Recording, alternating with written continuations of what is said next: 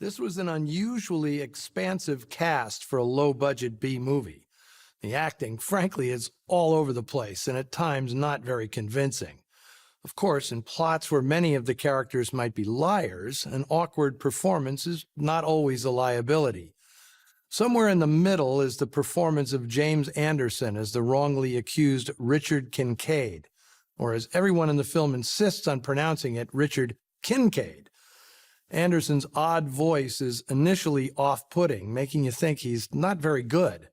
But his forthright delivery grows on you, and in the end, after he finally cracks a few smiles, the character actually develops into something genuine. Anderson's unusual voice served him well in pictures. He was a staple in movie and TV westerns throughout the 1950s, and had his most memorable role in 1962's To Kill a Mockingbird. He made two terrific westerns, The Ballad of Cable Hogue and Little Big Man, just before his death in 1969. One of the simplest and most surprising pleasures of this unpretentious little programmer is the relationship between Harry Shannon and Gig Young, playing father and son with opposite views of the legal system. This had to have been one of Shannon's favorite roles. He rarely got one this big or well-written, and he makes the most of it, bringing a crusty charm to the character of Wally Bennett, all while having one arm tied behind his back. I love that no explanation is given for how Wally lost the arm, something I felt sure would be a plot device. This was one of Gig Young's earliest leading roles, and he shows the casual naturalness that was to become his trademark, at least until alcoholism put a rough edge on his easygoing manner. His most famous role as the callous dance hall MC in the 1969 film They Shoot Horses, Don't They?, won him the Oscar as Best Supporting Actor, his third nomination in that category. It should have given his career a fresh boost, but his battle with the bottle only got worse.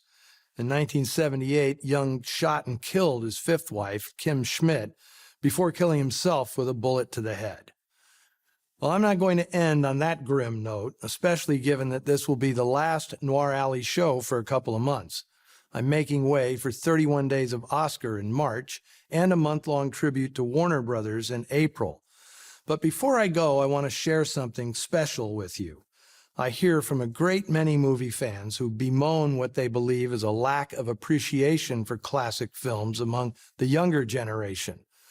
So let me read you something I recently received. Over the past 5 years, we have compiled an active catalog of all the motion pictures we have seen, whose release years range between the 19-teens and the 1980s.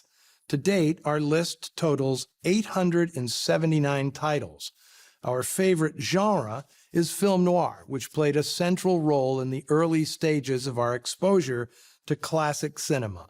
The first film noir we ever saw was Double Indemnity when we were 8 and 6 years of age. I'm not sure that was entirely appropriate, whatever. Since then, we have rewatched it countless times, appreciating more and more the powerful dynamic between Barbara Stanwyck, Fred MacMurray, and Edward G. Robinson. The unique aesthetic and thematic elements of dark cinema inspired us to research the directors, cinematographers, and composers who made such indelible contributions, not only to this subcategory, but to the motion picture industry itself. To duly relay our undying devotion to the genre, we are enclosing a list of all the noir pictures we have seen. Much of our knowledge of film has been cultivated thanks to your weekly Noir Alley program.